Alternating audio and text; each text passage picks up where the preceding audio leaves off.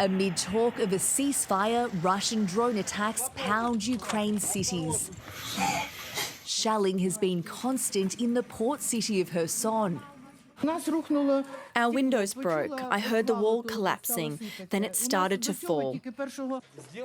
Vladimir Putin has appeared to rule out a quick end to the war, supporting a US plan to pause fighting for 30 days, but seeking clarifications and conditions.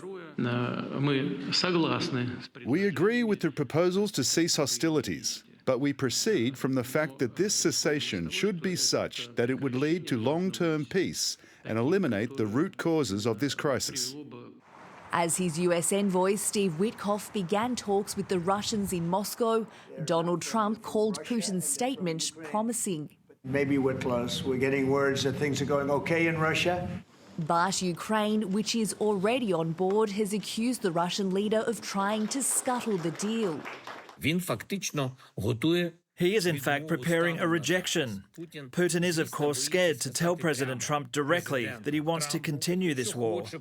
There was also scepticism from within the Kremlin.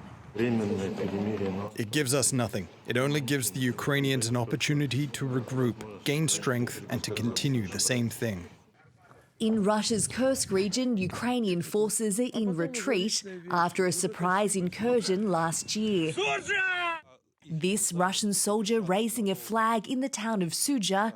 It means Kyiv has all but lost a valuable bargaining chip in peace negotiations. We've been discussing concepts of land because you don't want to waste time with a ceasefire if it's not going to mean anything. So we're saying, look, this is what you can get, this is what you can't get. But agreement on territorial concessions will mean a difficult compromise for both sides. Michelle Rimmer, ABC News. Prime Minister Anthony Albanese will join a phone hookup with other world leaders tomorrow night to discuss potentially sending Australian peacekeepers to Ukraine as part of any ceasefire deal.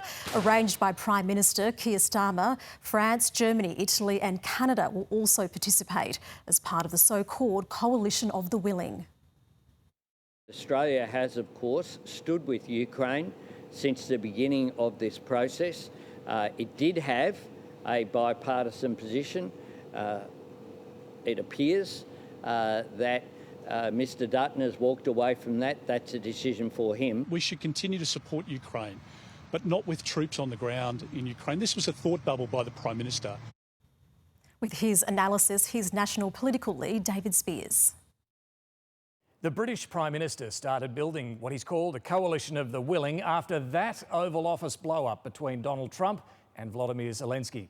Its membership has grown beyond just Europeans to now include Canada, Australia and even New Zealand, mainly US allies, just without the US.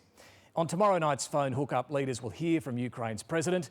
They'll discuss the prospects of a ceasefire and the potential for a multi-nation peacekeeping force.